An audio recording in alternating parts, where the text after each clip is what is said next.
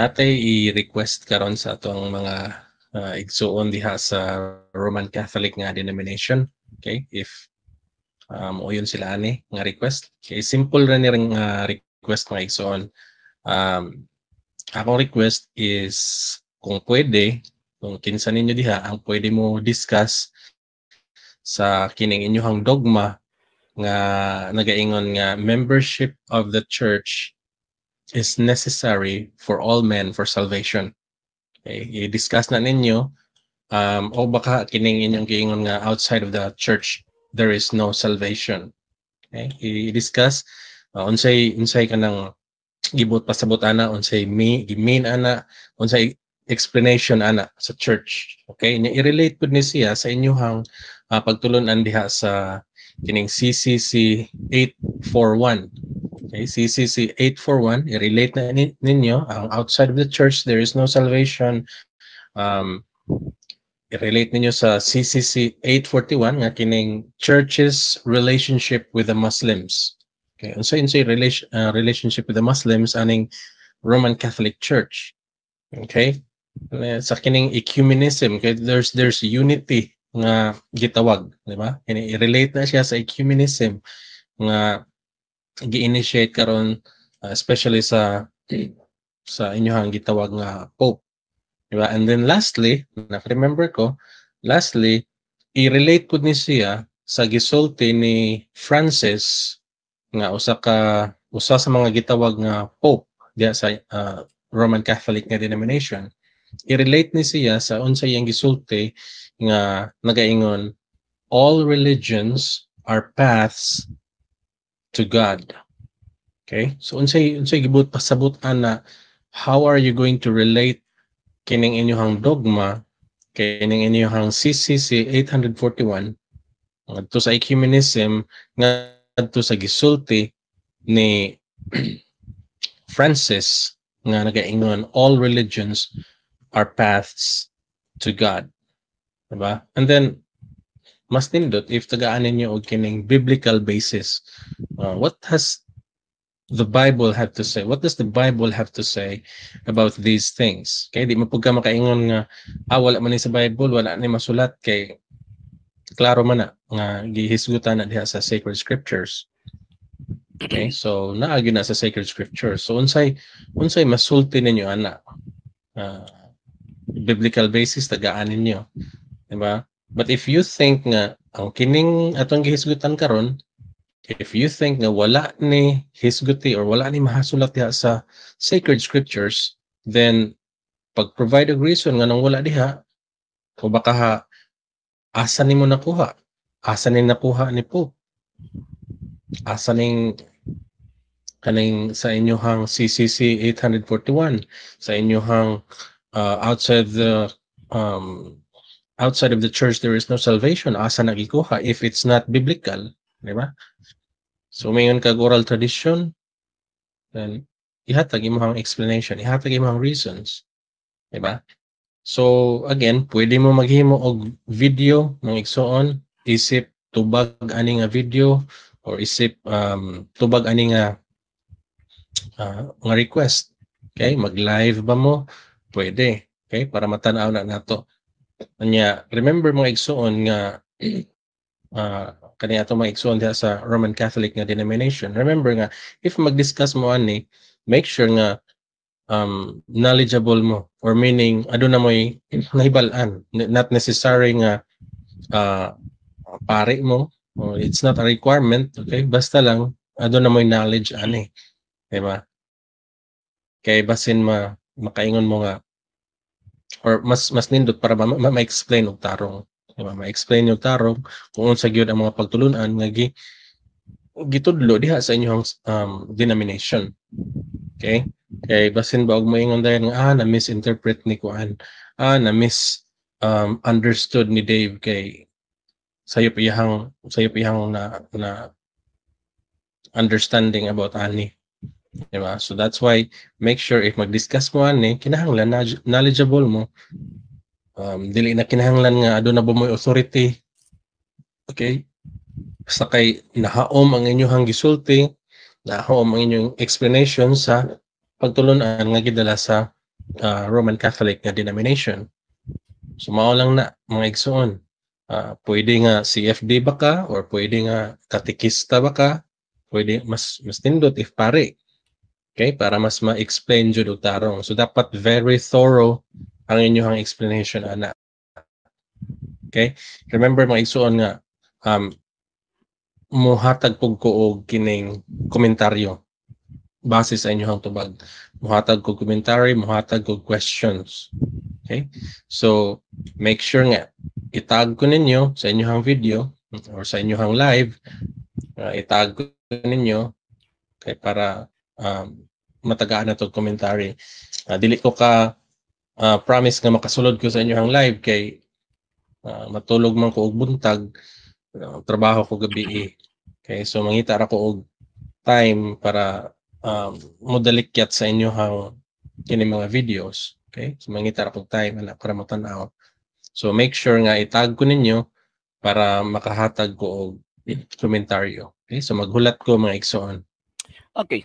So, thank you sa tawag ining girace niya nga concern may tungod sa ato ang pagtuong Katolika. Pero ang problema manggod ani mga sir og mga ma'am kay kung magisgot tag mga butang ilabi na kanang mga lalom nga mga isgutanan sa Iglesia Katolika Apostolika Romana kanang mga naa sa gawa sa simbahang Katolika di gyud nakasabot. Nang dili man sila kasabot kay wala man kanila ang kahayag sa pagtuo. O kabalot ako kinsay nagbuta nila aron dili sila makasabot sa mga pagtuo nga gitudlo ni Kristo diha sa iyahang gitawag og iglesia. So mo na nga normal lamang siguro nga kung tawag ana maghatag tag reaksyon or pagpasabot mahitungod anang imuhang mga concerns kining mga concerns niya nga gipang labay din hinato. So mag-expect ko nga di jud ka kasabot. Nganong di man kasabot tungod sa hinungdan nga wala you're outside the church. And at the same time, yun, mahimo lang tawag ining kung i-present nato ang doktrina sa Iglesia Katolika Apostolika Romana kumpara lang sa imo.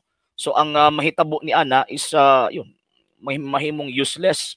Ngano man kay ang mga simple mga points ilabi na kanang mga interpretation sa nakasulat sa balaang kasulatan. So dili man gani halos magkaapas. How much more og magisgot og mga dogmatic teaching simbahang Katolika. And remember, kanang gitakil nga extra ecclesiam nulla salus. Outside the church, there is no salvation. Usa ka na dogmatic proclamation and dogmatic declaration sa simbahang Katolika o kana nga teaching dili gyud na malubag. O dili mahitabo nga tawag ining ang usa ka CCC or usa ka catechism or usa ka opinion sa Santo Papa makabungkag ni anang maong gitawag og dogma ha. Ngano man kay ang dogma ang definition simbahang Katolika Santa Iglesia Katolika Apostolika Romana kumingon tag dogma divinely revealed truth na. So buti pasabot why si bisan kinsa nga makasupak og makaguba ni ana bisan pag Santo Papa. Pero for the sake of your concern and at the same time sa mga Katoliko nga tawag ining sa karon pud nga panahon na mga nagkadaiya nga gitawag pangunahuna bahin ni ining maong butanga. So ato na lang ipaklaro. Dili na lang para sa imuha kundi para sa mga Katoliko. Pero gamiton gihapon nako ang imuhang tawag inang argumento kin argumento na nining atong higala sa iyahang pag-raise ani nga question kay para at least na atay guide unsaon nato siya gitawag og pagpasabot. So karon ang iyang argumento ingon pa niya dapat na ay biblical basis. Remember na nga ang simbahang Santa Iglesia Katolika Apostolika Romana dili ta pariha sa mga dili Katoliko nga sola scriptura. Magbisaya lang una ko mga sira kay Bisaya manggod ang nag-question eh. so, yon. So, ang simbahang Katolika dili sama sa ubang mga sekta kanang giingon nimo nga mga denominations, sige angin pa nimo ang simbahang Katolika nga denominasyon dili oy.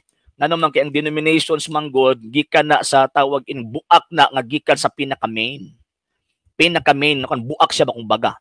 Kung ato ang tawag ini nga sundon ang secular nga definition. Pero ang simbahang Katolika dili siya denomination kung dili usa gyud siya ka religion. Kay ang Christianity ang apelyido ni Romano Katolikong Iglesia. Ngano man kay for the first 1,500 years there is only one Christian church nga ang giila. O kanang one Christian church that it is referring or it was referring to the Roman Catholic Church. Ngano man kay kana nga panahon wala pa may sulpot ana nga panahon. Wala pa may mga born agoy anang panahon, wala pa may tawag ini mga protestante anang panahon na. And at the same time, sa kanapod nga panahon, pag moingon og church, pag moingon og Church of Christ, again, referring lamang kana sa Iglesia Katolika Apostolika Romana, og walay labot ang mga ningsulpot lang ni abtong 16 kasiglo hangtod sa ika-21 kasiglo. So mo nang ato ang ipaklaro. So dili ta sula eskriptura. Ang ato ang gitawag og pagtuo na gasandig ta ang ato ang gibasihan kanang giingon nato or kanang terminong ginagamit sa Iglesia Katolika kanang pulong depositum fidei. Ang depositum fidei na adin na ang Biblia o ang tradisyon sa pagtuo. Kanang Biblia o tradisyon sa pagtuo sa mata sa Iglesia Katolika Apostolika Romana, pantay na sila. Walay labaw ana nila. Ang Biblia, ang Biblia kung sakuan pa bang dili siya ang tawag ini labaw nga mo confirm sa tradisyon. No, dili na mao. Kung dili pantay ang iyang degree. Managsama ang iyang degree ngano man kay same man siya nga pulong sa Dios. Ang kalainan lang kay sa Biblia nasulat kadtong tawag anang sa tradisyon wala masuwat. So ingon ana mo nang giingon na San Pablo 2 Timothy chapter 2 verse 15 nga hupti ninyo ang mga tradisyon nga among gitudlo kaninyo pinaagi sa pulong, so katong gitawag og oral teachings, and at the same time pinaagi pod sa gitawag og sulat. Og kana nga oral teachings gi-preserve na sa mga fathers kaniadto ilahang gisulat. Mao nang naay mga writings ang mga apostolic fathers. Muna ang simbahang Katolika, ang Santa Iglesia Katolika Apostolika Romana, pag mag-declare og dogma, maghimo or maghatag og tawag ining formula nagasandig na scripture and apostolic traditions based sa gitudlo sa mga fathers na ila pong nadawat from the apostles. So ingon ana ato alang iklaro gamay kasi ako ang nasabtan mura og kini mga amigo nato nga mga laing sekta mga sir mga ma'am ang ilang pagtuo ipakaon sa tuano dili na pwede ngano man kay kanang ilang pagtuo makahilo man god. Makahilo ba? So dili ato pwede kaunon. So ang ato kay pagtuo man nila ang ato ang pagtuo man nato ang ilahang gipangutana, so normal nga ato ang i-explain ang ato ang pagtuo. Based sa Biblia og tradisyon sa gitawag og pagtuo. So karon, asa man nagabase ang simbahang Katolika sa iyang dogma? Siyang dogma nga nag-ingon nga outside the church there is no salvation. Actually, na-declare na siya nga dogma ni adtong Fourth Lateran Council mga around 1215 AD. Muna ato ang timan-an mga sir ha. Na-declare na nga dogma ni adtong Fourth Lateran Council around 1215 AD. Gisundan pa na sa Council of Florence ni atong 1438-1445. And at the same time naapay mga declaration ang mga Santo Papa kani adto Pope Boniface and Pope Innocent, Pope Boniface VIII o si Papa Innocente concerning of the teaching that outside the church there is no salvation. So pag mag-declare ang simbahang Katolika og dogma, wala nagpasabot nga nag-imbento siya teaching kung dili iyahang gi-reaffirm ang teachings nga gitudlo na sa apostol daan. Gitudlo na sa mga apostol daan from the 1st century AD. Explicitly katong tawag anang by written and by tradition. Okay, so karon unsa man ang ato ang tawag ining basis biblically concerning anang outside the church there is no salvation. Number 1, usa lang gyud kabuok tinuod, di ba? Og kana nga tinuod mo na si Kristo. St. John chapter 14 verse 6 ingon pa sa atong Ginoong Kristo, I am the way, the truth and the life. Ako ang dalan, ang kamatuoran ug ang kinabuhi. Then ang Acts of the Apostles chapter 4 verse 12, walay laing kaluwasan nga madawat nato. Gawas lamang sa kaluwasan nga gihatag nato sa ato ang Ginoong Kristo. So buti pasabot ang salvation naggikan didto sa ato ang Ginoong Kristo. Unya kining Kristo nagtukod og iyang simbahan. Muna nga to ang mabasa sa St. Matthew chapter 16 verse 18. Nga niingon siya nga to is Pietros et soperhang Petram edificabo ecclesia meam et porte enferinon prevalibont adversus iam. Sultihan ko ikaw Pedro ibabaw nining bato tukuron ko ang akong simbahan og bisan gani ang ganghaan sa impyerno dili gayod makabuntog niini. So buti pasabot sa dihang gitukod ni Kristo ang iyang iglesia, kanang iglesia iyang gitukod may connection dito niya. Dili lang ka simple connection lang nga mura og tawag ining kuan lang kanang bitong nag-ila lang ro. No. Dili ang connection niya mystical connection. Mo bitaw ingon sa San Pablo, Ephesians chapter 5 verse 23, ingon pa si San Pablo, kay ang bana mao ang ulo sa iyang asawa, maingon nga si Kristo mao yung ulo sa simbahan ug siya mismo ang manluluwas sa simbahan nga mao ang iyang lawas. So buot ipasabot, ang Kristo ug ang simbahan dili na magbuwag, kay mystically united ang Kristo ug ang simbahan. Mo bitaw ko nato ang basahon ang buhat sa mga apostoles, kapitulo 9 bersikulo 4. Unsa may giingon ni tawag ni Kristo kang Saulo, Saulo nganong gilutos mo ako? Ngutana si San Pablo, si Saulo, kinsa man ka Ginoo? Ningon si Kristo, ako si Jesus nga imong gilutos. Naabtan ba ni San Pablo si Kristo? Wala. Kinsa man ang gilutos ni San Pablo, ang katong tawagan ng mga magtotoo ni Kristo. So buot ipasabot, mystically connected si Kristo sa iyahang gitawag og simbahan. Mao nang dili man nagbulag. So mao na meaning kanang giingon ni Kristo sa St. John chapter 10 verse 9, ang mosulod nako maluwas. Mo na ingon niya. So kung ato ang gamiton ng atong sentido komon, ang ato ang common sense, pag dili ka mosulod niya, impas ka gyud. Ngano man kinaaman sa iyang kaluwasan. Di ba? Nya ingon po si Kristo, ingon po ni Christ po mismo, ingon siya, St. John chapter 15 verse 6, ang dili magpabilin kanako, may sama sa usa ka sanga putlon ibalibag malaya hangtod ni dauban. So buot ipasabot ka ng word nga kanako din ha, ang meaning niya mystical. Muna ang mga apostol kaniadto, kabalo sila nga naa sila pundok, si bisan kinsa nga makadaot sa ilang pundok, ilahang itiwalag. For example, Galatians chapter 1 verse 8. O sa may giingon ni San Pablo, bisan gani kami usa ka anghel magtudlog magwalig ebanghelyo nga lahi sa among giwalay ipatunglo. St. Matthew chapter 18. Kung imuhang tawag yung tanawon kadtong kung may makasala. Kung may makasala sa iyang isig katawo, pagdalag usa duha ka saksi, pag di pa mo tuo, dad-a sa iglesia o di mo tuo sa iglesia, tanggalon. Isipon ng obrador sa buhis. So buot ipasabot, pag oras nga dili ka mosulod or mo kontra ka, di ka mosunod sa mistikong lawas ni Kristo, you are outside the church and you are outside of Christ. Wa kay kalabutan ni Kristo. So karon, ang purpose sa Ginoo, ang objective sa Ginoo nganong gibuhat niya ni ang tanan, kanang 1 Timothy chapter 2 verse 4. Nga kay buot sa Dios ang tanang tao maluwas og masayod sa kamatuoran. Objectively, ang salvation para sa tanang tao. Pero dili tanang tao maluwas, ngano man kay dili man ang tanan midawat niya. Kay kung mudawat ta kang Kristo, dawaton pud nato ang iyang simbahan. Kay again, ang simbahan nga iyang lawas mystically united sa ulo nga mao si Ginoong Jesucristo. So mao na ang gingon nga ang membership sa simbahang Katolika importante. Ngano man kay kung dili ka magpa-member niini, you are outside of Christ. Gawas ka sa atuang Ginoong Jesucristo.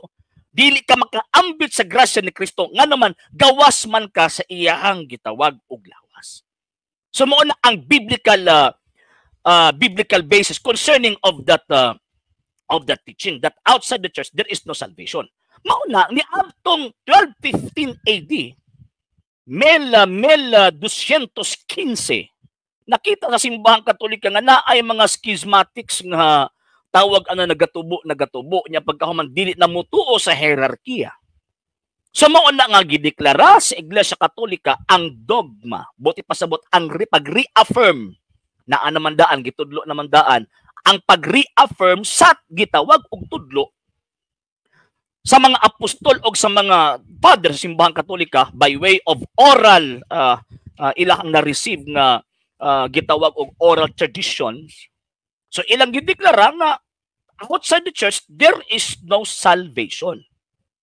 Ano man from the apostles, biblically speaking, pagkahuman after the apostles nangamati ang mga apostoles, Saint Irenaeus, Bishop of Lyons, si Origen, Saint Cyprian. Ilang gitudlo nga outside of the church there is no salvation. Kung asa ang Kristo na ang simbahan, kung asa ang simbahan na ang grasya ng Kristo. So ingon ana ang tawag ining hitabo. So ni aptong 1215 AD gidogma sa Iglesia Katolika Apostolika Romana that outside the church there is no salvation. Ang ingon din ni that the universal church of the faithful is one outside of which none is saved. Gawas aning maong gitawag og simbahana, dili ka maluwas. Ato na lang basahon ni kining Denzinger 430. So ako ang i-establish daan mga sir ha ang tudlo sa Iglesia Katolika concerning aning kining teaching nato. Kaning dogma sa simbahan Katolika nga gawas aning simbahan na di gyud ka maluwas. Yeah. One indeed is the universal church of the faithful, outside which no one at all is saved.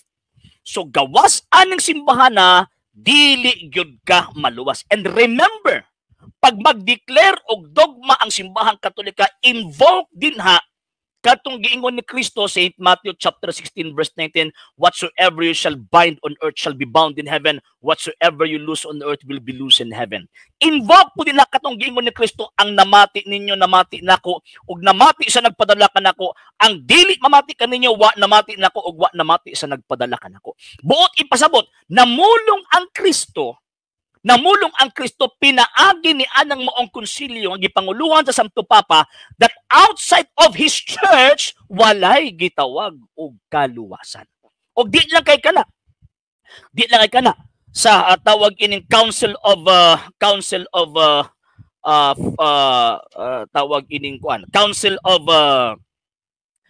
Florence 1438-1445. Okay, ato andalan ni pong kuanon. Unahon na to ang unang sangtam. Okay, Denzinger 468. Ato ang basahon mga sir ha. Gusto lang nako ni tawag aning klaruhon ba? O niya. Papal bull ni, dogmatic bull nga unang sangtam nga gideklara ni aptong November 18, 1302. Okay, ni adin basahon nato. Okay. With faith urging us, we are forced to believe and to hold the one holy Catholic Church and that apostolic, and we firmly believe and simply confess this church outside which there is no salvation nor remission of sin. Nga naman, kinaabot din ang grasyang Kristo. Ngunang way pagkabasiluan sa laki na ang grasya eh. Wala sa laing sekta, kaya kini nga panahon na pamayla ang sektaan ng gawas ani. Kinigawas, nagsugod ang Protestantismo mga around the 1517. Nga kining deklarasyon ni Pope Boniface D8 1294-1303, ang Council of Fourth Lateran Council o Lateran Council 4 ni adtong 1215 AD. So abi Protestante ani giklaro simbang Katolika paggawas kiini aning simbahan na dili ka maluwas. Mo ni karon Council of Florence 1438-1445 duol na ang mga Protestante. Yeah. Denzinger 714. Okay, ato na pong tawag ining basahon. O niya. Mo ni kanang stricto ba nga panudlo sa Iglesia Katolika. It firmly believes, professes and proclaims that those not living within the Catholic Church, not only pagans but also Jews and heretics and schismatics, cannot become participants in eternal life. Di ka maluwas, but will depart into everlasting fire which was prepared by the devil and his angels. So kapag dili ka sakop anang simbahan na maimpyerno kagyod kauban sa gitawag og mga demonyo. So mo ni usapan pa ba gitudlo nandaan sa Biblia, gitudlo sa mga fathers based sa tradisyon sa pagtuo, then after on that yun gideklara simbahan Katolika nga kay gitudlo man ni sa una mo ning ato ang huptan ron nga dapat dili mabali ning gitawag og pagtulon-ana. And at the same time again, pag mamulong ang simbahan Katolika through a dogmatic council o ilabi na gamiton sa Santo Papa ang iyang authority to bind and to loose, so therefore ang Dios mo'y namulong ana. So namulong ang Dios pinaagi sa Santo Papa mga konsilyo, Fourth Lateran Council, Council of Florence, sa Papal Bull unang sangtam. Outside of this church there is no salvation. Pero na ang exemption. Ang exemption kadtong mga tao nga naa sa tawag anang grievous ignorance. Naa sa grabing pagka-ignorante, pagka-inosente, wa masayod sa simbahan ni Kristo. Nga mao ni simbahan ni Kristo nga pagkahuman nagbuhat og kinarong nagbuhat og makasantusong buhat at ubangan sa Dios. Mo na exempted sila nga naman kay naa may gitawag og spiritual membership through sa ilahang desire. And even si St. Thomas Aquinas miuyon ana. Through sa ilahang desire, kaya wa may nakatudlo nila, ayon, exempted sila anang outside the church, there is no salvation. Exempted sila. Pero pareha sa imo kasabay apelyido ani. Kining ato ang direksyonan karon kabalo naman ka. Labi na karon kung madunggan nimo ni or batan-awan nimo ni ako ang tawag ining video. Di naka-subject adto katong innocent pagka-ignorante. Nga naman kay kabalo naman ka na ang Iglesia Katolika Apostolika Romana mao nang iglesia gitukod ni Kristo na anay naka-inform sa inyo ha. Na kining Iglesia Katolika Apostolika Romana mao ni ang iglesia gitukod sa tuang Ginoong Jesucristo. So therefore, dili na maaplikar ninyo katong gitawag og grievous ignorance and innocence. Dili na. So subject na mo atong outside the church, there is no salvation. Gawas aning simbahana, dili ka maluwas. Karon, unsa may tawag ining nahitabo? Karon, naa naman, nisulti naman ang Ginoong Dios pinaagi sa konsilyo og mga Santo Papa. So pakon ba sa Dios ang iyang kagalingon sa umaabot nga panahon? Dili. According to Pope Pius IX sa iyang Dogmatic Constitution on Catholic Faith, Dinsinger 1797. Sa may giingon dinhi. Mga sir, mga ma'am. Santo Papa gyapon ang ato ang tawag ining gamiton. 1797. Sa may giingon dinhi na 97. God cannot deny himself, nor ever contradict truth with truth. So buot ipasabot, kung unsay pangunahon na sa Dios kani adto di gyud na niya pwedeng siya ra po'y mulubag. No. Dili pwedeng siya ra pud ang tawag ining mo kontra. No. So namulong na ang Dios pinaagi sa konsilyo sa Laterano, pinaagi sa konsilyo sa Florence, pinaagi sa bull ni Pope Boniface VIII that outside the church there is no salvation. So si bisang kinsa nga mo kontra ni ini, way kagahom sa paglubag anang tudloa. Nga naman, divinely revealed truth man kana. Yun. Karon, naa si Grace nga tawag ining katong CCC 841 concerning the Muslims. Katong relation with the church with the Muslims, di ba? So unsa may tawag anang kuan nimo ana? Unsa may reaction nimo ana? Kanang CCC 841 dili na makalabaw sa dogmatic declaration sa Florence ug sa Fourth Lateran Council. Dili na makalabaw. Mo prevail ang declaration sa Council, sa Fourth Lateran Council and Council of Florence ug katong Bull Unam Sanctam. Dili na makalabaw. Nga naman, kay ang esensya sa CCC 841 mo kontra sa kanang desisyon sa Council of Florence. Kung saan naging mo sa Council of Florence, ato ang tawag ining basahon pagbalik. 714. Okay. Ato ang basahon. Mo kontra man siya. 714. Okay. Ako ang basahon mga sir ha. And katong tawag ining mga liberal o mga modernista, pwede po ni counter. 714. O sa may giingon din balik ko na ko, it firmly believes, professes, and proclaims that those not living within the Catholic Church, not only pagans, gina-consider man sa mata sa Iglesia Katolika nga ang mga Mohammedans, they are pagans. Okay? Not only pagans, but also Jews, ang mga Hudyo. And heretics, mga hereges, and schismatics cannot become participants in eternal life but will depart into everlasting fire which was prepared for the devil and his angels. So buti pasabot, yes, ang kaluwasan para sa tanan, pero ang problema, dili ang tanan ni dawat ni anang maong kaluwasan. Dili ang tanan ni dawat sa maong gitawag ng kaluwasan. So again, ang CCC 841 dili niya matabakan or dili siya makalabaw sa deklarasyon sa duha ka konsilyo o kadtong Papal Bull Unam Sanctam sa declaration sa Santo Papa dogmatically and infallibly. Di magyud to masayo. Di gyud to masayo. Ang problema og masabtan ba ni sa ato ang amigo ning ako ang gipangyawit. Yang ngano man kay unahuna Biblia lang man ang unahuna ani nila. Okay, ato nang kuan. ato nang iatawag anang i-set aside ni ilang pangunahon na ang point nato dinhi is ato ang itudlo kung sa ato ang pagtuo. Karon. So, ang CCC 841 dili makalabaw sa dogma sa Iglesia Katolika. And at the same time, ang mga quotations CCC 841 gi-quote nila sa tawag ining Pastoral Council. Pastoral Council nga tawag ang Second Vatican Council. Ang Pastoral Council di man makalabaw sa Dogmatic Council. And always ginasulti sa tawag ang Dogmatic Council sa Second Vatican Council nga tawag ining kuan kining always sila nagasunod kung sa deklarasyon sa mga previous councils, di ba? Wala daw sila ni supak. So karon, so ang 841 ambot saon nila na tawag ang pagsabot pero sa ato ang mga mata ang lintis ng pagtuo ng tug-an. Kanang moong gitawag pulunga is subject siya dito sa dogmatic declaration sa Florence sa Fourth Lateran Council and at the same time sa Bull Unam Sanctam. Yan. Okay. So, number two point. Number 2 point mga sir na mga ma'am. Katong giingon ni Pope Francis. Unsa may giingon ni Pope Francis nga all religions are a path to God. Question, tudlo ba to sa Iglesia Katolika Apostolika Romana? Dili. Karon, dogma ba to sa Iglesia Katolika giproklama sa Santo Papa? Dili. Opinyon to sa Santo Papa nga kontra sa dogma sa Iglesia Katolika.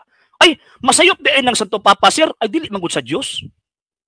Ang Santo Papa nato mga sir mga mamo ani ato ang ibutang sa tungod una dili sa Dios aron dili siya masayop. Masayop siya. Ato ang basahon.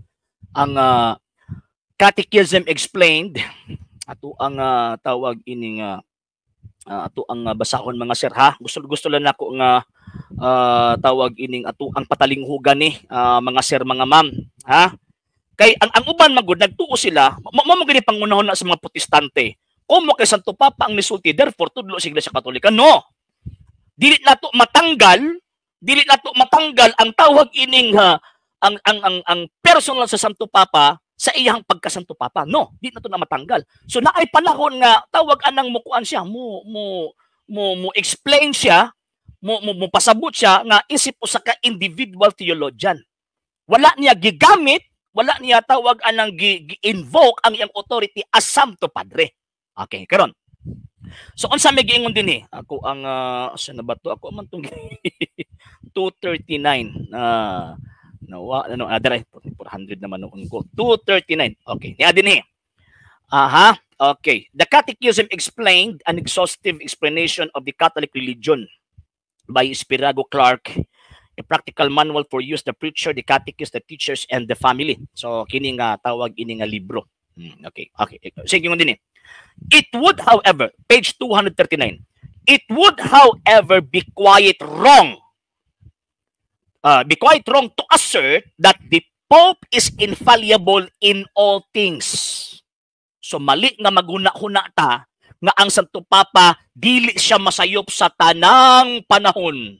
No, dili. Nga naman, for he is a man. Dili sa Diyos, tao ra siya pareha nato. And can make mistakes.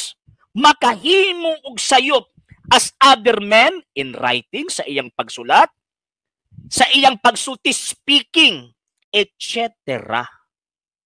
Yan. Makahimo pud siyag sala. Atong sumpayan. He can also commit sin as other men. And unhappily, some of the popes led very scandalous lives. Muna kitang mga Katoliko, katong tawag ini mga ultramontanist nga mga defensor Katoliko, pagbasa mo sa kasaysayan sa Iglesia Katolika nga daghang mga Santo Papang badlungon. Pero wa nagpasabot nga di na sila Santo Papa kay badlungon sila. Wa nagpasabot nga tawag ining namatay ang simbahan Katolika kay badlungon sila. No. Normal gyud na sa simbahan Katolika nga naay mga badlungon, even ang pangulo sa Santa Iglesia, San Pedro gani. Pinakaunang Santo Papa to, giinang Kristo nga pahawas tanas. Di ba? Kanang St. Matthew chapter 16 verse 22. Nga naman kay ang mga Santo Papa, basta mo istorya sa personally o ang opinion nila, yan ay panahon ng ilang opinion, dili mo in line dito sa katuyuan ni Kristo, di gina pwede madawat. Muna niingon San Roberto Bellarmino, pag manudlo sila og butang kontra sa pagtuo, naatay katungod nga mo tawag anang mo musupak or dili mo dawat. Karon, ang sulti Santo Papa nga ni Pope Francis nga all religions are a path to God, supak na sa dogma sa Iglesia Katolika that outside the church there is no salvation. Nganuman kay nahulog na ang pagtuo okay lang makaluwas po dito ilang mga Diyos-Diyos. Sa gawa simbahan Katolika, nahulog nga daghan ang tinuod. Nga sa ato ang pagtuong Katolika, usa lang kabuok tinuod. Di ba? Sa pagtuo sa Iglesia Katolika, usa lang kabuok tinuod, dili tagang tinuod. O ang usa kabuok tinuod si Kristo ra.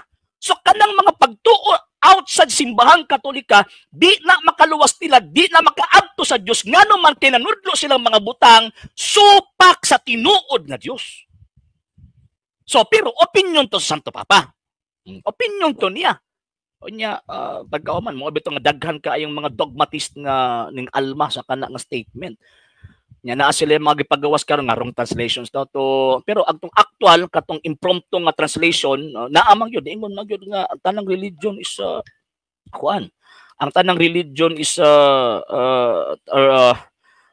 path to God. So sa mata sa dugmas pagtuo di na kinahanglan mo gamit pa mga theological, philosophical, no, literally explicit ang gisulti sa dugma sa Iglesia Katolika. Kanya kadto pod nga pagtudlo wala ni nagkuan nitong Santo Papa nga nagamit sa mga theological terms. Kung dili iya gitong tawag ining opinion, siguro gusto niyang tawag anang kanang murag bitaw i-appease niya ba sa bana kanang iyahang gusto nga murag tawag anang iya bitaw kanang kung sa tuwa pa murag ulog-ulogan niya kumbaga ba. Pero ang problema dito kay na-compromise ang faith. Na-kompromiso ang pagtuo. So sa simbahan Katolika, mudawat ug muuyon ta sa Santo Papa kung ang gitudlo sa Santo Papa inline sa ato ang pagtuong Katolika. Yan. Karon, unsa may tinuod nga ecumenism? Kay ingon man niya katong sa tawagan ng ecumenism. Unsa may tinuod nga ecumenism? Sumala sa pangunahuna sa Iglesia Katolika. Ang tinuod nga ecumenism na ay katuyuan for conversion. I-convert ang tao nga naman kay dapat ma-convert ng mga tao na para maluwas. Kay ang purpose sa simbahan Katolika, sa Santa Iglesia Katolika Apostolika Romana, to save souls. Luwason ang mga kalag. Mo ni purpose simbahan Katolika. O dinha nga purpose, mo dinha nga objective, subject ang Santo Papa diha. Mo bitaw ang function sa Santo Papa to defend the truth, to preserve the truth, and to transmit the truth. Mo na ang iyahang tawag ining mandate kumbaga. So ang kamatuoran gusto sa Dios maluwas ang tanan. So kana ba pag-ingon nga kana po yung religion or air path to God? O, tawag anang inline ba to sa intention ni Kristo to convert them? No. Kay magtuo tong mga bataa, magtuo tong mga batan o nagtuo sila nga okay na yung sa among religion kay paadto gihapon di ay na sa Dios, mahulog ang mga impierno. So mo na tong giingon nga ang atong Santo Papa ato ang iampo. Ato ang iampo. So ang dogma of infallibility na gihapon wala lang gi-invoke ni Pope Francis. Nga naman kay istorya siya as individual theologian. Opinion to niya ba kumbaga? Dili to tudlo sa Iglesia Katolika. So ang ato ang gistoryahan tudlo sa Iglesia Katolika, dili tudlo ni Pope Francis. Yan. So unta na klaro mga sir mga ma'am, itaas-taas akong explanation na. Unta tawag ining naklaro ang tawag ining kining nga isyu mga sir mga ma'am, and yon ang atong tuuhan katong gidawat atong pagtuo. Dili ka ng mga bag-ong mga inimbento karon nga pagtuo kay daghan na kay mga inimbento karon daghan na kay mga inimbento karon ang ato ang tawag anang faith, ang ato ang misa, daghan na kayo puro na imbento na mo nang kinahanglan tang magbantay. Bantayan nato ato ang pagtuo nga naman kay kung di ta magbantay sa pagtuo kini nga panahon karon according sa mahal nga Birheng Maria mo na ni ang tawag ining final assault sa yawa nato karon mo nang kung pwede bantayan nato, and at the same time ato ang hibaw-on ng atong pagtuo nga naman kay kining ato ang pagtuo mao ni makabit-bit nato sa kaluwasan kay kabalo man tag-asang grasya, kabalo man tag-asang tinuod. So ingon ana mga sir mga ma'am. So hopefully madunggan niya ang ato ang tawag ining reaction, and syempre kay pagtuong Katolika man na. So kung naa siya tawag ini mga komentaryo or opinion lang gihapon na niya. Di ba? Dili na tudlo sa Iglesia Katolika. Ngayon, gikwasyon tudlo sa Iglesia Katolika. And yun, na natay biblical basis, naatay tawag ining kining traditional basis katong sa mga fathers, pagkahuman naatay dogmatical basis. So ako ang gi-present karon sa inyo ha, tanan. Naara na ninyo motuo mo og tawag ining dili. Basta kung gisulti ang tinuod.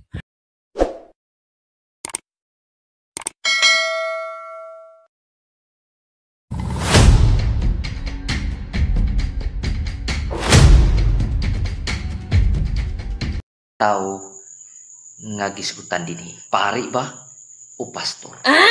Actually, itong binabanggit po niya na text is yung Ephesians chapter 4 verse 11. Actually, ang dami-dami ko na pong videos concerning of this topic, yung Ephesians chapter 4 verse 11. And kailang beses ko na po itong sinagot.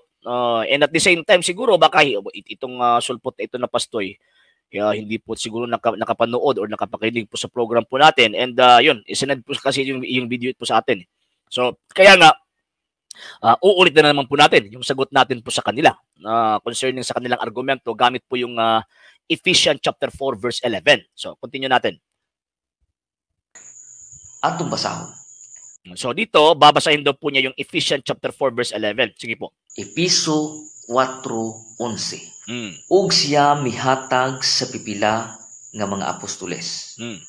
Og pipila mga propeta. Og sa pipila mga ebanghilista, mga evangelism, muna ni sila, no? Yeah. Og sa pipila mga pastor. Og ikalima mga magtutudlo. Asa man ni sila? Unsa may papel ani nila? Kining lima nga gisgutan diri Biblia. So, meron po siyang binanggit na mga terms and mga functions na binasa po niya sa Ephesians chapter 4 verse 11. And nakita at nabasa po niya na meron po mga evangelists, first apostles, evangelists, the teachers, then yung parang highlight po niya yung pastor. Bakit po? Kasi itong mga kaibigan po nating itong klaseng itong mga hindi Katoliko, pag makakabasa lang po ng banal na kasulatan, mga termino nandyan, aangkinin po yan nila. Na kahit wala po silang connection doon sa binanggit na talata na kanilang kino-quote. So kaya nga po mga sir, mga ma'am, kakaruin po natin ito. Para at least, para hindi po magiging unfair din po sa kanila. So titinan po natin yung issue, titinan po natin yung punto ni St. Paul, bakit niya binanggit ang mga terminong yan? Bakit niya binanggit yan? Diba? So, yan po yung itatakil natin mga sir, ha? Continue muna natin siya. Alang sa pagpahimpit sa mga balaan. Ha? Then? Balaan. Alang sa pagbuhat, sa pagpangalagad, alang sa paglig-on sa lawas ni Kristo. Ganun po ba? So, yung limang tinatawag na function na binanggit sa Ephesians chapter 4 verse 11, yan po yung nagbibigay patunay na sila po yung nagbibigay strength sa iglesyang itinatag ng Panginoong Jesucristo. So ano po yung punto po niya dito? Kasi may gusto po siyang ipapasok na issue. Gusto po niyang ipasok yung pagkapastoy nila doon sa Ephesians chapter 4 verse 11. So tingnan po natin. Panoorin po natin ulit. Muunay klaro nga pagkastorya mga higalag suon ko diyan ni Kristo. Tungod kay nakita sa Ginoo ang mga pari, daghan ang musupak, daghan ang dili muuyon, kay nga naman usa sila nga nagpalansang ni Ginoong Jesucristo. Okay, nakakomment po siya ng tinatawag na rhetorical fallacy. Bakit po? Kasi ang word po kasi na pari na binanggit sa banal na kasulatan, dalawa po kasing pari na binanggit po dyan. May paring Kristiyano na doon po sa linya ng ating Panginoong Jesucristo, and meron din pong paring mga Hudyo. Itong mga binabanggit po niya na pinatay po nila ang Panginoong Jesucristo, yung hindi po nila sinunod or kinontra po nila ang ating Panginoong Jesucristo, refer po ito sa mga paring mga Hudyo. And kahit nagkailang beses po natin babasahin yung banal na kasulatan, klarong-klaro po yan na ang relihiyon ng mga paring yan, Judaism. Hindi po refer sa mga paring Katoliko po ngayon. Hindi. So kung ipipilit po niya na itong mga paring nagpapatay sa ating Panginoong Jesucristo, kung ipipilit po niya, nakasali at itong mga paring ngayon, same sa mga paring nagpapatay sa ating Panginoong Jesucristo, nanlilin lang itong pastoy na ito. Bakit po kasi ang pagkapari ng mga paring Katoliko hindi po galing sa pagkapari ng mga Hudyo. Kung hindi, nanggaling po sa pagkapari ng ating Panginoong Jesucristo. Bakit po? Kasi ang ating Panginoong Jesucristo, mga sir, mga ma'am, Hebrews chapter 3 verse 1, siya po yung apostol at punong pari sa ating pananampalataya. And syempre, kung punong pari po siya, meron po siyang mga membrong pari. Kaya nga po, sabi ni St. John, itinatag tayo ng Panginoong Diyos bilang kaharian ng mga pari. Hindi po kaharian ng mga pastoy. Bakit yung sa Ephesians chapter 4 verse 11, pastor yung ginamit na talata po dyan? Bakit kasi St. Paul po kasi, alam po niya yung terminong binibigkas po niya eh. Alam po niya yung mga terminong binabanggit po niya sa kanyang mga sulat. Hindi po pwede na ang interpretation sa Ephesians chapter 4 verse 11, set aside po yung kay St. Paul na konteksto at pag-iisip, pagkatapos ipapasok yung konteksto at pag-iisip ng mga pastoy, wrong po yan. Bakit po? Kasi dapat ang sundin natin na pag-iisip dyan, yung pag-iisip po ng writer. Bakit po? Kasi ang writer po mismo, nagsabi na itong mga tinatawag na pastor na nandito, refer po yan sa pagka-obispo. Yan, basahin po natin mga sir, ha? Itong tinatawag na Acts of the Apostles chapter 20 verse 28. St. Paul mismo ang nagsabi po nito, mga sir, mga ma'am. Babasahin na natin, ha? 28. Take heed to yourselves and to the whole flock, wherein the Holy Ghost had placed you bishops to rule the church of God, which He had purchased with His own blood. Klarong-klaro po yan, mga sir, mga ma'am, na ang binanggit, ang pag-iisip or ang interpretation ni St. Paul concerning the word pastor, na kung saan siya po yung mag-shepherd sa iglesia, kung baga, refer po yan doon sa mga obispo, sa mga bishops. So, pag merong pastoy na hindi naman po bishop, so ibig pong sabihin po dyan, bugos po yan na pastoy na yan. Pag sinasabi po kasing bishop, mga sir, mga ma'am, sila po yung nakahawak o sila po yung nakapossess sa fullness of priesthood. Bakit po? Kasi ang chief bishop po natin ay ang Panginoong Jesucristo. Siya po yung chief bishop. So, ang totoong pastor, pari. Kaya nga po, according to St. John, itinatag tayo ng Panginoong Diyos bilang kaharian ng mga pari. And St. Peter po mismo, tayo po'y bayan ng Panginoong Diyos at kaharian ng mga pari. Hindi po kaharian ng mga pastor. Hindi po, kasi ang totoong pastor, mga pari. Sila po yung totoong pastor. Pero itong mga pastor na ito, na hindi naman po pari, ay mga bugos po ito, mga fake. Fake po itong mga pastor na ito.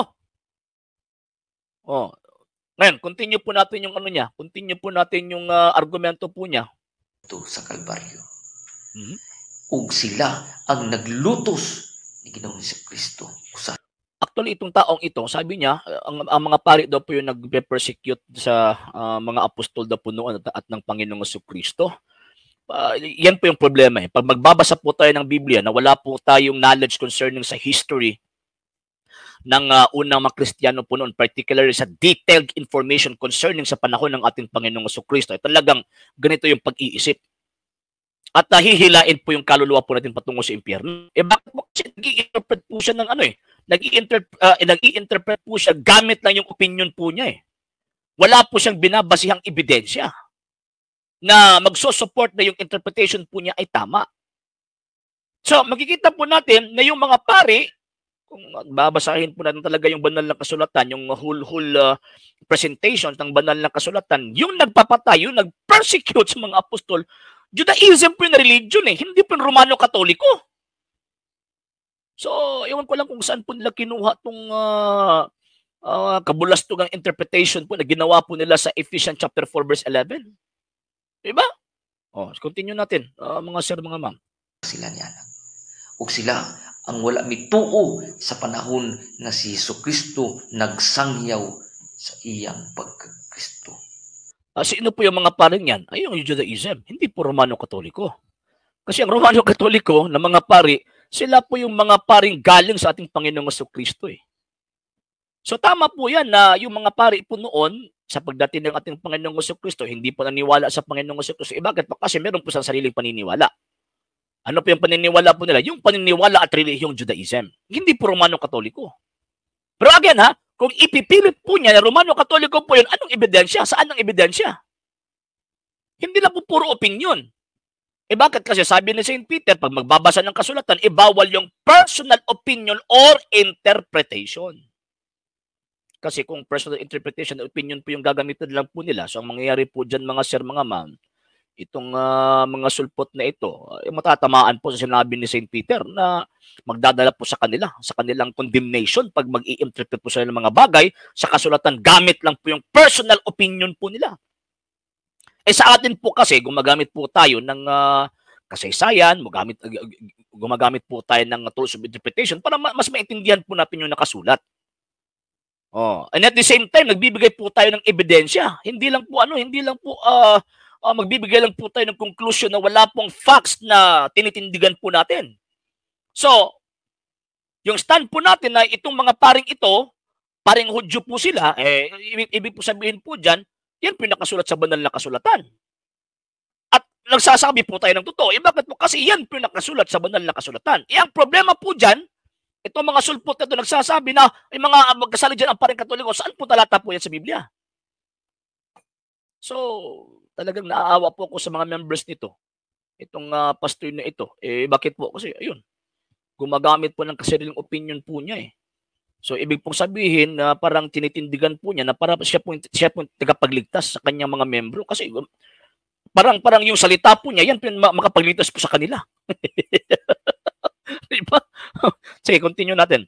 Ug ang unsa ang Dios nga mo iyang amahan ngadto sa langit. Ug ang kaluwasan na iyang gitudlo sa Dios aron ang tao maluwas. Sila ang isupak nini mga igsoon. Unang katong mga Hudyong pari. Ang religion nila Judaism, hindi naman po Romano Katoliko. So, incorrect comparison po yan mga sir, mga ma'am. So, ibig sabihin, itong pastor na ito nanlilin lang eh. Continue natin. Wala na-apil sila tungod kay ang ilang papil sa una. Sa Old Testament, dako kayo sila kahimuan na itong higayuna. Apan sa diya nga si Jesucristo namatay, natapos po ang ilang buluhaton. So, ibig sabihin, wala na pong pare pagdating sa ng ating Panginoong Jesucristo. Yung problema, paano po nila i-reconcile yung Hebrews chapter 3 verse 1? Na ang ating Panginoong Jesucristo, siya yung apostol at punong pari sa ating pananampalataya. Paano po niya i-reconcile yun? Diba? Paano po niya i-reconcile yung binanggit ni St. John sa Revelation chapter 1 verse 6 na sinabi ni St. John, itinatag tayo bilang kaharian ng mga pari. Sabi nila, wala nang mga pari ngayon. Bakit mismo ang New Testament nagsasabi na sila mismo itinatag ng Panginoong Diyos bilang kaharian ng mga pari kung wala na talagang pari? Bakit ang nangyari ang ating Panginoong Jesucristo, siya yung punong pari sa pananampalataya natin? Bakit po sa St. Peter, pari din? Bakit si St. Paul, pari din? Kung totoo talaga na after Christ, wala na yung pagkapari. So, ibig sabihin, itong mga pastor na ito, nagsasalita po sila, ginagamit po nila yung banal na kasulatan para linlangin po nila tayo. Yan po yung purpose ng mga pastor na ito. Bakit nanlilinlang po sila sa atin? Gamit yung banal na kasulatan. So ito po, mga sir, mga ma'am, babasahin ko po yung banal na kasulatan ha. Si San Pedro mismo na isang pari ang nagsalita po nito. Okay po. 2 Peter chapter 2 verse 1 to 3 kung hindi ako nagkakamali mga sir, mga ma'am, ha. Sige, babasahin po natin mga sir. Para at least biblical po yung babasahin natin. Okay. 2 Peter chapter 2 verse 1 to 3. Okay. Ngunit nagkaroon din ng mga huwad na propeta sa mga mamamayan ng Israel noong araw. At ganito rin ang mangyayari sa inyo. That refers to the present community or society established by Christ. Na sabi niya, ganyan din mangyayari sa inyo. Meron ding mga huwad na mga propeta at mga tagapagturo. Sabi ng Saint Peter, magkakaroon ng mga huwad na guro sa inyo at palihim nilang ituturo ang mga aral na makakasira sa pananampalataya nyo. Itatakwil nila maging ang Panginoon na tumubos sa kanila, kaya biglang darating sa kanila ang kapahamakan. So, ibig sabihin po dyan, itong mga huwad na propetang ito, itong mga huwad na tagapagturo ito, ano po nila? Hindi po nila tatanggapin, itatakwil po nila ang Panginoong Jesucristo. Bakit mo? Kasi sumusunod lang po sila sa kanilang mga sariling mga interpretasyon at nag-a-act po sila same sa action ng Panginoong Jesucristo na tagapagligtas din. Kaya nga po, instead of i-convert nila yung mga tao patungo doon kay Panginoong Jesucristo at sa kanyang iglesia, ang gagawin po nila, i-convert po nila yung mga tao para doon papasok sa kanila. So nag-a-act po sila same sa action ng Panginoong Jesucristo, yung action of salvation. Yan. So, ibig sabihin, tinatakwil po nilang Panginoong Jesucristo.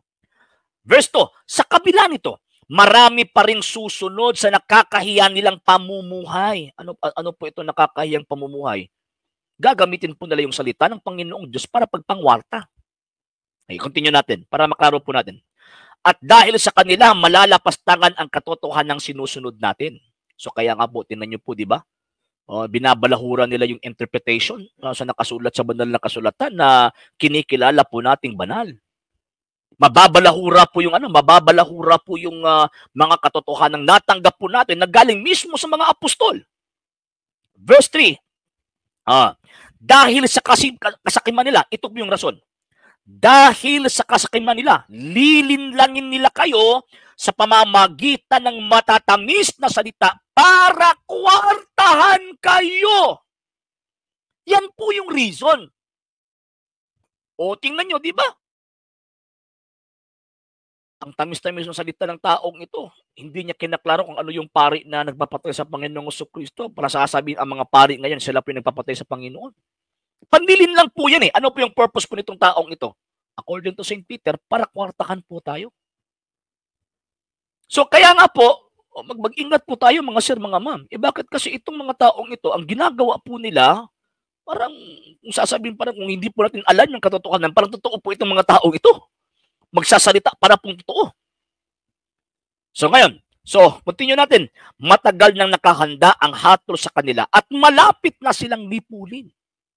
So antay lang po tayo, kailan po ito lilipuin ng Panginoong Diyos, itong mga pastor na ito, na binabalahura po nila, itinatakwil po nila ang Panginoong Jesucristo, at ang problema po dyan, ginagamit din po nila ang salita ng Panginoong Jesucristo para linlangin yung mga tao para magkapera po sila.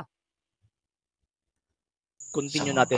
Ilang pangsyon sa una, sila ang mopacilitate sa mga sala sa mga tao sa una. Maghalad sila, ipaagi nila sa pari, aron mapasaylo sila sa Diyos. Actually, until now, nandyan pa rin po. Pero ang pagkakaiba ng offering ng mga pari po ngayon, noon po kasi sa Old Testament, Pastoy, yung ino-offer na lang na sacrifice, hindi po yun perfect. At may sinabi si Prophet Malakay na offering na perfect na i-offer sa Panginoong Diyos from sunrise to sunset. Ibig sabihin, araw-araw, oras-oras, mai-offer na sacrifice. At ang sacrifice na ito, pure sacrifice. Tanong, sino po ba yung pure sacrifice? Ang ating Panginoong Jesucristo. Sa pananampalatayang Kristiyano, ang Panginoong Jesucristo, siya po yung pure sacrifice. And sabi ni Prophet Malakay, from sunrise to sunset. Ang problema, kaisang beses lang po namatay ang ating Panginoong Jesucristo at hindi na po siya mamamatay ulit. So ano po yung nire-refer dito ni Prophet Malakay na offering or pure sacrifice na i-offer po siya from sunrise to sunset. Ano po ito? Yan po yung sinabi ng Panginoong Jesucristo sa St. Matthew chapter 20, St. St. Mark. Sabi niya, do this in remembrance of me.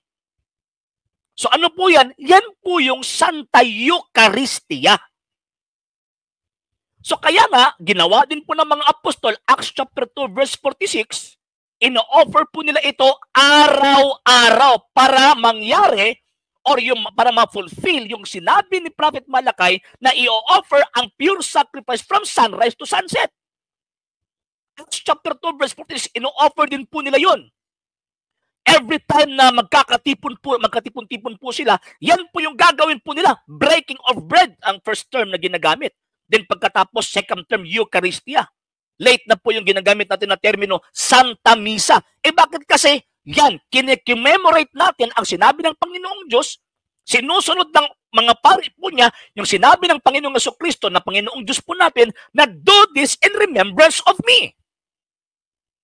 Yan po yung perfect sacrifice po ngayon. Bakit kasi araw-araw po kasi nagkakasala yung tao And syempre, dapat araw-araw din po yung tinatawag na sakripisyo. At yung sakripisyong ito, mga sir, mga ma'am, yan po yung yan po yung kamatayan ng ating Panginoong Jesucristo na inuulit-ulit in unbloody manner.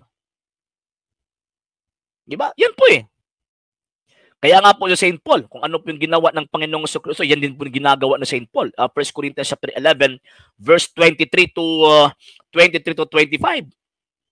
Di ba? Yan din po yung ginawa ni St. Paul So, ibig sabihin po dyan, ang nakakasunod sa tinatawag na sinabi ng Panginoong Diyos, yung mga paring Katolikong Kristiyano na nag-o-offer ng perfect sacrifice na kontra doon sa natawag na old sacrifice na ino-offer ng mga Hudyo. Tapos na po yun. Namatay na po ang Panginoon So, meron pong perfect sacrifice na ino-offer po ngayon at yan po yung perfect na sacrifice na yan po yung katawan at dugo ng Panginoon Jesucristo na ino-offer ng mga pari sa altar in an unbloody manner. Yan po.